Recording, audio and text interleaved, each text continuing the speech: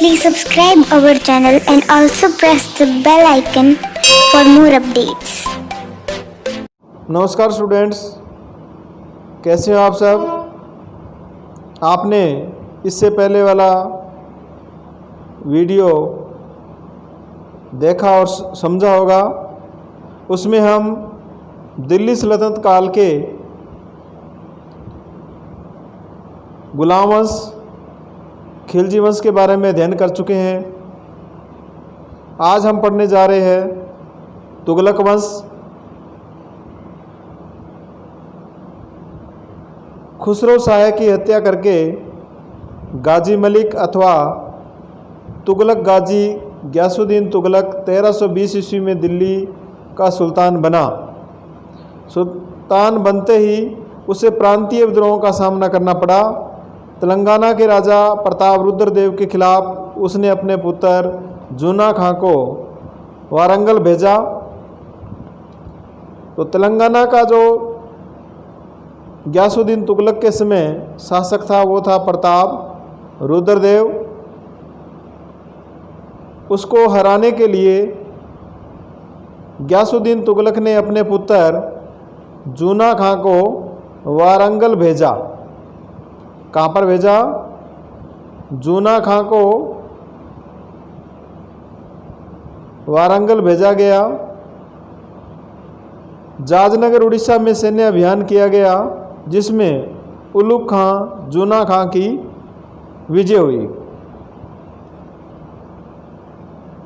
गयासुद्दीन तुगलक का पुत्र उलुग खां, या दूसरा इसका नाम था वो था जूना खां की जाजनगर उड़ीसा में सैन्य अभियान में विजय हुई। इस विजय के बाद गयासुद्दीन का अंतिम सैनिक अभियान बंगाल के विद्रोह का दमन था। ये भी आपको याद रखना है। गयासुद्दीन तुगलक का अंतिम सैन्य अभियान कौन सा था? बंगाल के विद्रोह का दमन करना। बंगाल के विद्रोह का दमन करना। दिल्ली वापसी पर आयोजित स्वागत समारोह में एक लकड़ी के भवन से गिरने से 1325 में गयासुद्दीन तुगलक की मृत्यु हो जाती है। तो दिल्ली से यानी दिल्ली आ रहे थे और रास्ते में एक स्वागत समारोह का आयोजन किया गया। उसमें जो स्टेज बनाया गया वो लकड़ी का बनाया गया, और लकड़ी का स्टेज अचानक गिर जाता है और 1325 में गयासुद्दीन तुगलक की मृत्यु हो जाती है। तत्पश्चात इनका जो पुत्र था जूना खां, मोहम्मद तुगलक के नाम से सुल्तान बना। मोहम्मद तुगलक के नाम से उसका नाम कई संज्ञाओं से जोड़ा गया है। अंतर विरोधों का विषमकारी मिश्रण, यानी तुगलक को क्या कहा गया है? अंतर विरोधों का विषमकारी मिश्रण, रकत का प्यासा आदि। मोहम्मद तुगलक के समय तुगलक साम्राज्य 23 मुक्तों या प्रांतों में बटा हुआ था। बहुत ही अच्छा क्वेश्चन। मोहम्मद तुगलक के समय तुगलक जो साम्राज्य है वो 23 प्रांतों या मुक्तों में बंटा हुआ था। बरनी सुल्तान की 5 मुख्य योजनाओं का वर्णन करता है। बरनी मोहम्मद तुगलक की 5 मुख्य जो योजनाएं थी उनका वर्णन करता है। इन योजनाओं को विभिन्न प्रतियोगी परीक्षाओं जैसे आरएस मेन के अंदर भी ये महत्वपूर्ण क्वेश्चन बनता है। उसमें मोहम्मद तुगलक की 5 मुख्य योजनाओं के बारे में बहुत सी बार पूछा गया है। तो ये योजनाएं कौन सी है? दोआब में कर वृद्धि, दोआब में कर वृद्धि की गई। दोआब किसे कहते हैं? दो नदियों से घिरा हुआ स्थल दोआब कहलाता है। तो दोआब में कर वृद्धि की गई, देवगिरी को राजधानी बनाया गया, सांकेतिक मुद्रा का प्रचलन किया गया, खुरासान पर आक्रमण किया गया, कराचिल का अभियान किया गया। तो ये 5 मुख्य योजनाएं थी मोहम्मद बिन तुगलक की। नंबर 1, दोआब में कर वृद्धि, देवगिरी को राजधानी बनाया गया, सांकेतिक मुद्रा का प्रचलन किया गया, यानी मुद्रा असली न चला करके एक नकली मुद्रा है वो चलाई गई, खुरासान पर आक्रमण किया गया और कराचिल की ओर अभियान किया गया। सुल्तान ने 1327 से 1335 ईस्वी तक देवगिरी को अपनी राजधानी बनाकर उसका नाम दौलताबाद रखा। बहुत ही अच्छा क्वेश्चन देखो, 1327 से 1335 के बीच मोहम्मद बिन तुगलक की जो राजधानी रही वो कौन सी थी? देवगिरी, और उसका नाम बदल करके क्या रख दिया गया? दौलताबाद रख दिया गया। 1330 ईस्वी में तांबे एवं कांसे के मिश्रित सांकेतिक सिक्के चलाए गए।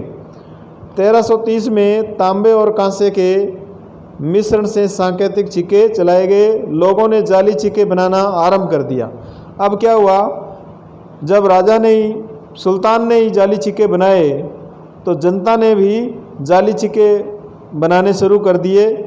तो फिर मोहम्मद बिन तुगलक ने सांकेतिक मुद्रा को बंद करनी पड़ी।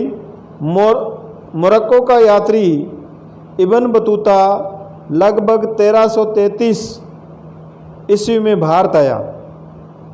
मोरक्को का यात्री था इब्न बतूता, 1333 ईस्वी में भारत आता है। सुल्तान ने उसे दिल्ली का काजी नियुक्त किया। देखो कितना महत्वपूर्ण क्वेश्चन है।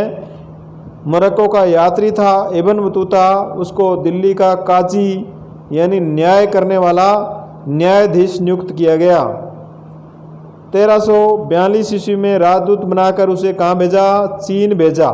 पहले उसको काजी बनाया दिल्ली का और फिर उसको अपना दूत बना करके, राजदूत बना करके चीन भेजा। 1351 ईस्वी में मोहम्मद तुगलक की मृत्यु हो जाती है। 1351 ईस्वी में फिरोज शाह तुगलक सुल्तान बना, जो मोहम्मद तुगलक का चचेरा भाई था। अब जो पहले गयासुद्दीन तुगलक था, पहला शासक, तुगलक वंश का जो संस्थापक कहलाता है गयासुद्दीन तुगलक। उसके बाद में उसका पुत्र जुना खां या उलुग खां, जो मोहम्मद बिन तुगलक के नाम से शासक बनता है। और तीसरा जो शासक है तुगलक काल में, वो फिरोज शाह तुगलक सुल्तान बनता है और ये मोहम्मद बिन तुगलक का चचेरा भाई था, बड़ा भाई था। 1351 में फिरोज शाह तुगलक सुल्तान बनता है और मोहम्मद तुगलक का चचेरा भाई था, यानी बड़ा भाई नहीं होकर के ये छोटा भाई था। बंगाल के हाजी इलियास के स्वतंत्र हो जाने से उसके विरुद्ध फिरोज शाह ने 2 बार सैन्य अभियान किया, परंतु असफल रहा। फिरोज शाह ने सरकारी एवं सेना की नौकरी को वंशानुगत बनाया। बहुत ही अच्छा क्वेश्चन। फिरोज शाह तुगलक ने, यानी सल्तनत काल का या तुगलक वंश का वह शासक जिसने सेना की नौकरी और सरकारी नौकरी को क्या बना दिया? वंशानुगत बना दिया। योग्यता का यहाँ पर कोई ध्यान नहीं रखा गया। योग्यता की जांच करने की प्रणाली को त्याग दिया गया। उसने अपने पुत्र फतेह खां को अपना उत्तराधिकारी नियुक्त कर सिक्कों पर अपने नाम के साथ उसका नाम भी अंकित करवाया। फिरोज ने भवन निर्माण कला को अत्यधिक महत्व दिया। हिसार, ये देखो महत्वपूर्ण शहर है, उनका जो निर्माण है वो किसने करवाया? फिरोज शाह तुगलक ने। हिसार, फिरोजाबाद, जौनपुर, ये जौनपुर मोहम्मद बिन तुगलक जो फिरोज शाह का बड़ा चचेरा भाई था उसके नाम पर, उसका नाम क्या था? जोना खां था, जोना खां के नाम पर इस शहर का नाम जौनपुर रखा। टापरा व मेरठ में अशोक स्तंभ दिल्ली लाए गए, परंतु विद्वान इन्हें पढ़ नहीं। फिरोज शाह तुगलक ने एक महत्वपूर्ण काम किया। अशोक के जो स्तंभ लेख थे उनको टोपरा व मेरठ से उखाड़ करके कहाँ ले आया, दिल्ली लाया, लेकिन यहाँ पर इन्हें विद्वान पढ़ नहीं सके। फिरोज की सबसे बड़ी उपलब्धि हांसी और सिरसा के क्षेत्रों में पानी की कमी दूर करने के लिए नहरों की खुदाई। फिरोज शाह तुगलक ने नहरों की खुदाई भी करवाई, यानी नहरों का निर्माण करवाया। और एक नहर सतलज नदी से दीपालपुर के तथा दूसरी यमुना नदी से सिरमौर के पास खुदवाई। उपज में वृद्धि करने और अकाल से निपटने हेतु ठोस नीति अपनाई गई। फिरोज तुगलक भी कट्टरवादी इस्लामिक अमीरों के हाथों में रहा। उसने न केवल ब्राह्मणों पर जजिया नामक कर लगाया, बल्कि मुस्लिम विचारधारा शिया समर्थक व्यक्तियों को मृत्युदंड भी दिया।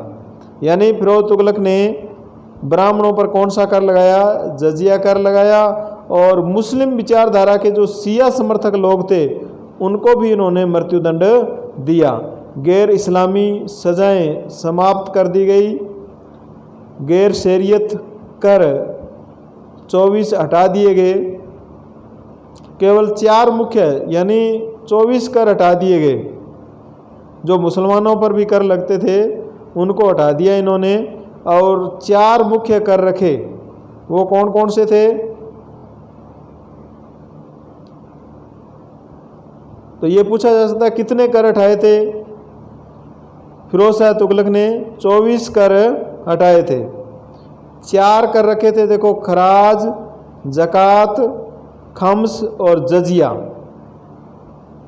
फिरोज शाह तुगलक के समय दासों की संख्या में असाधारण वृद्धि हुई। 1,80,000 दास थे।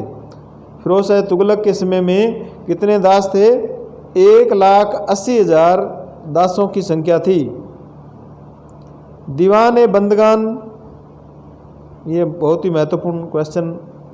दीवान बंदगान नाम से दासों के नाम से नया विभाग खोला, यानी दासों के लिए। इनके समय में यानी फिरोज शाह तुगलक के समय में इतने दास थे, 1,80,000 दास हुए कि इनको दासों के लिए एक अलग विभाग खोलना पड़ा, और उस विभाग का नाम क्या था? दीवान बंदगान। दीवान बंदगान। फिरोज ने दिल्ली में खरबूजों तथा अंगूरों की खेती को प्रोत्साहित किया, अनेक बाग लगाए।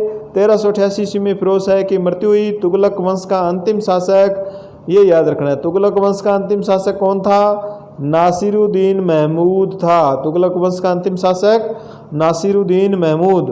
1398 ईस्वी में तुर्क आक्रांता तैमूर लंग ने भारत पर आक्रमण किया।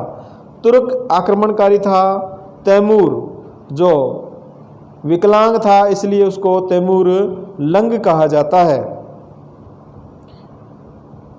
इसके बाद यानी तुगलक वंश के बाद दिल्ली में सैयद वंश का विकास हुआ। तैमूर ने दिल्ली को जीतकर खिज्र खां को अपना उत्तराधिकारी बनाया। किसको बनाया? खिज्र खां को अपना उत्तराधिकारी बनाया और प्रतिनिधि नियुक्त किया। खिज्र खां ने सैयद वंश की स्थापना की। बहुत ही अच्छा क्वेश्चन। सैयद वंश की स्थापना किसके द्वारा की गई? खिज्र खां के द्वारा सैयद वंश की स्थापना की गई। 1414 से 1421 तक शासन करने के बाद खिज्र खां ने तो कभी शाह की उपाधि धारण की, न ही अपने नाम के सिक्के चलाए। तो खिज्र खां ऐसा शासक था जिसने कभी शाह की उपाधि धारण नहीं की। इसके बाद मुबारक शाह 1421 से 1434 तक शासक रहे। इसमें सरो शाह की उपाधि धारण की। तो ये इनका जो समय था वो बहुत ही कम समय था और ज़्यादा उपलब्धियाँ इनके समय की या सैयद वंश की नहीं है। फिर एक महत्वपूर्ण वंश आता है लोधी वंश। लोधी वंश अंतिम सैयद शासक आलम शाह ने स्वेच्छापूर्वक दिल्ली का शासन त्याग दिया। सैयद वंश का अंतिम शासक था आलम शाह। कौन था? आलम शाह। इन्होंने स्वेच्छा से ही डर करके और दिल्ली को त्याग दिया। बहलोल लोदी ने 1451 ईस्वी में दिल्ली पर अधिकार कर लिया। यानी लोदी वंश का जो संस्थापक था वो था बहलोल लोदी। दिल्ली पर तुर्कों के बाद पहली बार अफगान साम्राज्य का शासन हुआ। उसने जौनपुर के महमूद शाह सर्की के दिल्ली पर अधिकार करने के प्रयास को असफल कर दिया। 38 वर्ष शासन करने के बाद 1489 ईस्वी में उसकी मृत्यु हो गई। इसके बाद दूसरा पुत्र निजाम शाह सिकंदर शाह की उपाधि धारण कर सुल्तान बना। यानी बहलोल लोदी का जो पुत्र था निजाम शाह, वो सिकंदर लोदी के नाम से शासक बनता है। किस नाम से? सिकंदर लोदी के नाम से शासक बनता है। तिरहुत, बिहार, बंगाल तक उसने अपने साम्राज्य का, यानी सिकंदर लोदी ने तिरहुत, बिहार और बंगाल तक अपने साम्राज्य का विस्तार किया। इसका न्याय प्रबंध और राजस्व सुधार प्रसिद्ध है। भूमि की नाप और उसके आधार पर भूमि कर नियत करने का कार्य किया। इन्होंने क्या किया? भूमि को नपवाया और उसके आधार पर भूमि का जो कर है वो क्या किया? निश्चित किया। और एक सिकंदर लोदी ने एक गज चलाया जो 30 इंच का था। ये इंच आपको याद रखना है, प्रतियोगी परीक्षाओं में पूछा जाता है। सिकंदर लोदी ने कितने इंच का गज है वो चलाया? 30 इंच का। यह गज लंबे समय तक सिकंदरी गज के नाम से चलता रहा। इटावा, बयाना, कोल, ग्वालियर, धौलपुर के शासकों को अधीन रखने के अभिप्राय से 1506 ईस्वी में आगरा नगर का निर्माण करवाया। बहुत ही अच्छा क्वेश्चन।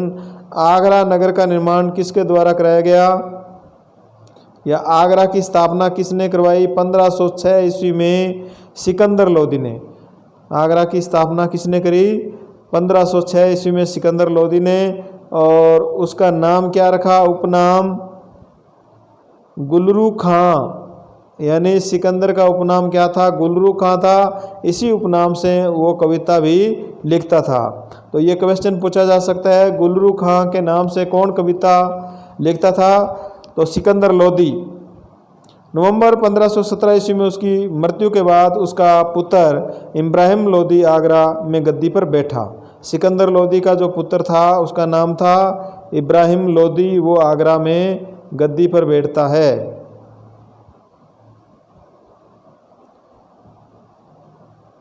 इब्राहिम लोदी व राणा सांगा के मध्य युद्ध हुआ जिसमें लोदियों की हार हुई। 1526 ईस्वी में पानीपत के मैदान में सिकंदर बाबर से युद्ध में हार गया।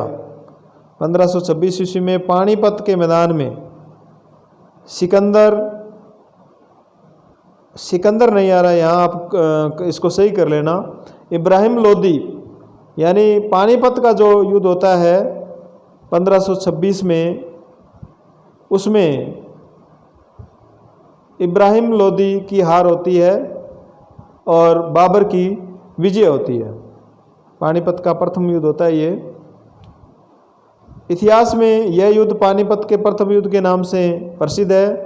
यह युद्ध युगांतकारी सिद्ध हुआ और भारत में मुगल वंश की स्थापना हुई। फिर है सल्तनत कालीन प्रशासन। उस समय का जो प्रशासन था वो कैसा था? सुल्तान की उपाधि तुर्की शासकों द्वारा आरंभ की गई। महमूद गजनवी सुल्तान की उपाधि धारण करने वाला पहला शासक था। आपको याद रखना है, सुल्तान की उपाधि धारण करने वाला पहला शासक कौन था? महमूद गजनवी। कौन था? महमूद गजनवी सुल्तान था जिसने सर्वप्रथम सुल्तान की उपाधि धारण करी थी। राज्य की संपूर्ण शक्ति सुल्तान के हाथ में थी। वह पूर्णतया प्रधान, न्यायाधीश, राजनीति एवं मजहब दोनों क्षेत्रों का अधिपति होता था। यानी राजा सुल्तान है वो प्रधान भी होता, प्रधान न्यायाधीश भी होता था, अंतिम फैसला सुल्तान करता था, राजनीतिज्ञ भी था, मजहब यानी धर्म से के क्षेत्र में वो भी अधिपति था। सुल्तानों से अपेक्षा की जाती थी कि वे उलेमा वर्ग की राय माने। अमीर, सुल्तान की शक्ति पर अमीर वर्ग का प्रभाव था। अमीरों के दो वर्ग तुर्क और गैर तुर्क थे। इल्तुतमिश के काल में 40 अमीरों का समूह चहलगानी कहलाता था। बहुत ही अच्छा क्वेश्चन। इल्तुतमिश ने 40 अमीर तुर्कों का एक संघ बनाया जिसको चहलगानी कहा जाता था। शासन की योग्यता एवं अयोग्यता के अनुसार अमीरों को दरबार में प्रभाव कम ज़्यादा होता था। केंद्रीय शासन संस्था मजलिस खलवत मंत्री परिषद की तरह होती थी। ये केंद्रीय शासन संस्था मजलिस खलवत, ये एक मंत्री परिषद थी। वजीर, आरिज मुमालिक, दीवान ईसा, दीवान रिसालत, ये इसके 4 स्तंभ थे। यानी मजलिस खलवत के ये 4 स्तंभ थे। कौन कौन से? वजीर, आरिज मुमालिक, दीवान रिसालत, इसके 4 स्तंभ थे। वजीर का कार्यालय दीवान विजारत कहलाता था। वजीर का जो ऑफिस था वो क्या कहलाता था? दीवान विजारत। दीवान विजारत, जिसको क्या कहते हैं? वित्त विभाग कहते हैं। जैसे आजकल हमारा जो वित्त मंत्री होता है वित्त विभाग का, उसी प्रकार वजीर का जो कार्यालय होता था दीवान विजारत कहलाता था, और इसको हम वर्तमान में वित्त विभाग कहते हैं। फिर है मुस्तौफी, बहुत बार प्रतियोगी परीक्षाओं में पूछा गया। मुस्तौफी क्या है? महालेखा परीक्षक। महालेखा परीक्षक। खजीन, खजांची, मजमादार, हिसाब संग्रहकर्ता, इस विभाग के कर्मचारी होते थे। जलालुद्दीन खिलजी ने दीवान वकूफ़ एवं अलाउद्दीन खिलजी ने दीवान मुस्तखराज विभाग की स्थापना की। ये याद रखना है। जलालुद्दीन खिलजी ने तो दीवान वकूफ़ विभाग की स्थापना की और अलाउद्दीन खिलजी ने दीवान मुस्तखराज विभाग की स्थापना की। ये वित्त विभाग के अंतर्गत ही आते थे। मोहम्मद तुगलक ने भूमि को कृषि योग्य बनाने हेतु दीवान अमीर कोई की स्थापना की। देखो, दीवान अमीर कोई की स्थापना किसके द्वारा की गई? मोहम्मद बिन तुगलक के द्वारा। दीवान अमीर कोई की स्थापना किसके द्वारा की गई? मोहम्मद बिन तुगलक के द्वारा। ये क्या था? ये कृषि से संबंधित या कृषि विभाग था। दीवान ईसा पर शाही पत्र व्यवहार का दायित्व था। दीवान रियासत का कार्य विदेश मंत्री की तरह था। सदर उस सुदूर धर्म विभाग का प्रमुख होता था। बहुत ही अच्छा। सदर उस सुदूर क्या था? धर्म विभाग का प्रमुख होता था। धर्म विभाग का प्रमुख सल्तनत काल में क्या कहलाता था? सदर उस सुदूर। इसका कोष अलग होता था जिसमें जकात से प्राप्त धन एकत्रित होता था। काजी उल कुजात न्याय, अब इसमें भी अलग अलग विभाग। देखो, काजी न्याय करने वाला होता था। काजी उल कुजात न्याय। बरीद मुमालिक सूचना विभाग। दरबार एवं राजमहल के 6 कर्मचारी होते थे। बरी के दर, बारबक, अमीर हाजिब, अमीर शिकार, अमीर मजलिस, सर जहांदार। सल्तनत काल सैन्य धर्म सापेक्ष राजतंत्र कहा जा सकता था। युद्ध के समय लूट के सामान को खम्स कहा जाता था। ये खम्स एक प्रकार का कर था। खम्स क्या था? एक कर था, यानी वह कर जिसको लूट करके प्राप्त किया जाता था। युद्ध के समय लूट के सामान को क्या कहा जाता था? खम्स कहा जाता था। ये आपस में सेना और राजा के बीच में बांट लिया जाता था। प्रांतीय शासन केंद्रीय शासन का प्रतिरूप था। प्रांतपतियों को वली या नाजिम कहा जाता था। यानी राज्य का जो मुख्य होता था उसको क्या कहा जाता था? वली या नाजिम कहा जाता था। प्रांतपति की नियुक्ति सुल्तान द्वारा होती थी। सिख किसको कहा जाता था? जिले के राजस्व अधिकारी होता था सिख। यानी जिले का जो मुख्य होता था वो कौन था? सिख कहलाता था। अंततः 1206 से 1526 ईस्वी तक दिल्ली सल्तनत काल में साम्राज्य सीमा तत्कालीन सुल्तान की सैनिक शक्ति के अनुसार घटती बढ़ती रही। अब है भारत में मुगल काल 1526 से 1558 ईस्वी तक। तो इसके बारे में हम नेक्स्ट क्लास में पढ़ेंगे। धन्यवाद।